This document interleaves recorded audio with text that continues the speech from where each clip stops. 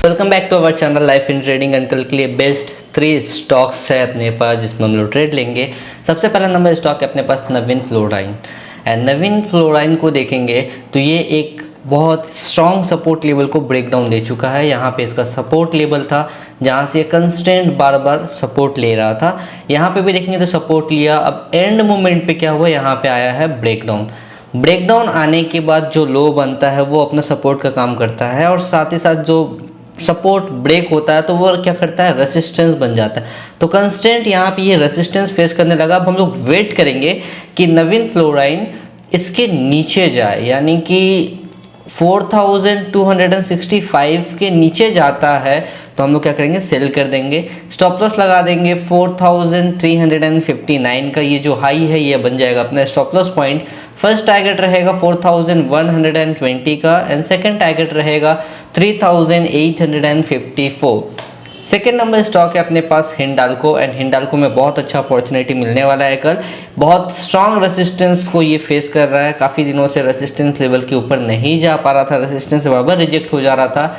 अब यहाँ पे देखेंगे तो इसका सपोर्ट था, जहाँ से ये रेसिस्टेंस लगता था नीचे गिरता था और सपोर्ट लेके ऊपर की तरफ जाता था। एक ट्रेड लाइन ड्रॉ करने का मौका मिल गया हम लोगों को, जहाँ से ये कंस्टेंट सपोर्ट ले रहा है। एंड मोमेंट पे क्या आया, ब्रेकडाउन आया, मार्केट नीचे गिरा, अपना सपोर्ट लेवल का ब्रेकडाउन हो चुका है, यानी कि ब्रेक टूट चुका है। यहाँ पे सपोर्ट जब ब्रेक हुआ तो क्या बन गया, रेसिस्टेंस बन गया। रेसिस्टेंस बनने का तो वापस नीचे की तरफ ही आया।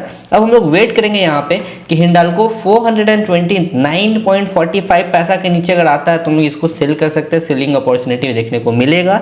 हम लोग स्टॉप लॉस लगा देंगे, विदाउट स्टॉप लॉस कुछ भी नहीं करना है। तो स्टॉप लॉस लगाएंगे हम लोग 438.60 पैसा।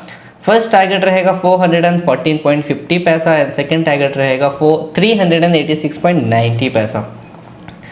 थर्ड नंबर स्टॉक है अपने पास हीरो मोटोकॉर्प। एंड हीरो मोटोकॉर्प को देखेंगे तो ये एक रेजिस्टेंस लेवल को फेस कर रहा है। यहाँ से मार्केट कंस्टेंट ऊपर गया, वापस नीचे गिर गया, वापस ऊपर गया, सपोर्ट के ऊपर गया, सर्वाइव नहीं किया, नीचे गिर गया। तो यहाँ तक तो हम लोग इस सिनेरियो को इग्नोर करके अगर देखेंगे तो वापस जब मार्केट रेसिस्टेंस के नीचे आया तो क्या हो गया, फिर से वापस रेसिस्टेंस को ये फेस करने लगा। तो रेसिस्टेंस के ऊपर नहीं आ रहा, उसके ऊपर अपना स्टॉप लॉस पॉइंट बन गया।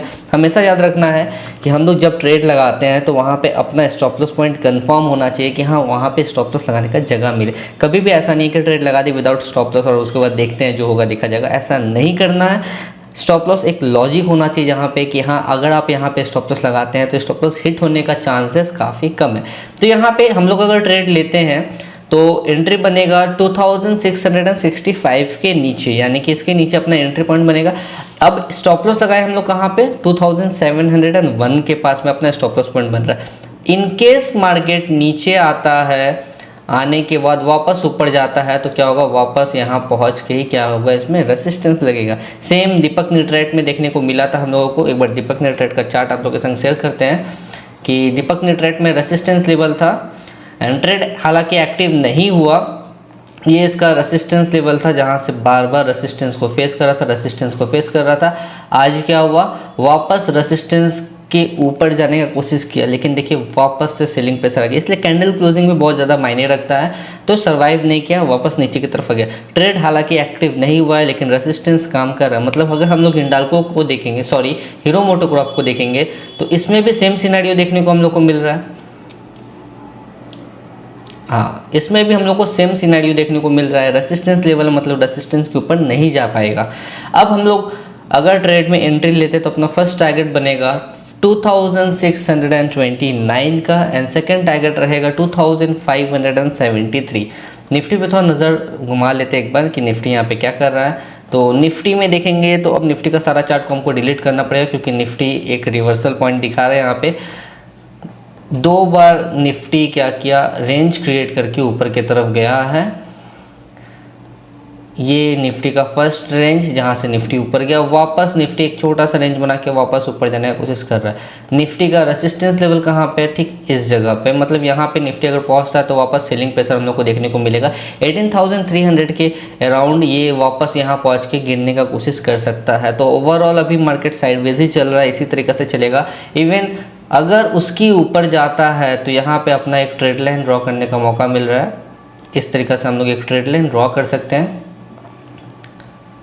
अगर ये ट्रेड लाइन का ब्रेकआउट आता है तो हम लोग अपसाइड के बारे में कुछ सोचेंगे। यहाँ पे एक ट्रेड लाइन का ऐसे ब्रेकआउट है और एक ट्रेड लाइन हम लोग का ऐसे ड्रॉ हो रहा है, तो दो ट्रेड लाइन अपने को यहाँ पे देखने को मिल रहा है। तो हालांकि अगर रिजेक्शन आता है इस ट्रेड लाइन से तो वापस हम लोग को यहाँ पे एक सेलिंग अपॉर्चुनिटी देखने को मिल सकता है। तो 18,300 एक इंपॉर्टेंट लेवल, अगर उसके ऊपर जाए तो बाई अपॉर्चुनिटी, उसके नीचे जाए तो सेलिंग अपॉर्चुनिटी देखने को मिलेगा। अब बैंक निफ्टी को एक बार देख लेते हैं कि बैंक निफ्टी यहाँ पे क्या कर रहा है। इसको भी सारा चीज़ डिलीट करते हैं। अब यहाँ पे बैंक निफ्टी में देखेंगे तो बैंक निफ्टी का ये एक इम्पॉर्टेंट रेजिस्टेंस लेवल है।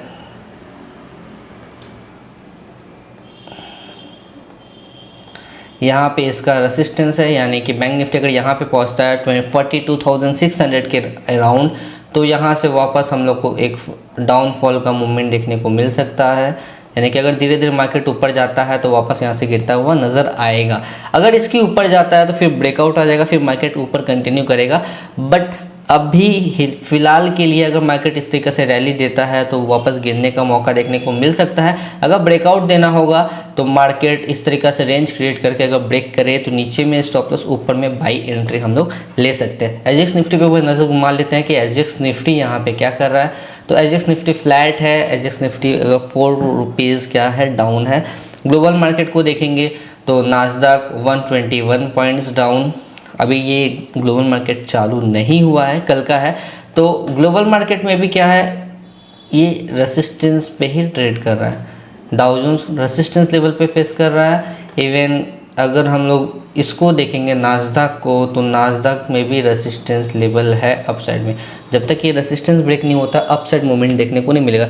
तो मार्केट थोड़ा साइडवेज ही रहेगा, ज़्यादा अच्छा मूवमेंट देखने का चांसेस नहीं है। लेकिन जो 3 स्टॉक है अगर ये एक्टिव होता तो इसमें एक अच्छा ट्रेड हम लोग को मिलेगा। तो होप ये वीडियो आपको पसंद आया होगा। वीडियो पसंद आया है तो लाइक शेयर सब्सक्राइब जरूर से कीजिएगा। मिलते हैं नेक्स्ट वीडियो में, तब तक के लिए bye and all the best for tomorrow. Over trading नहीं करना है, साथ ही साथ ये भी ध्यान रखना है कि जो ट्रेड एक्टिव होगा उसी में लेना है, वरना हम लोग इसको स्किप करेंगे। बाय।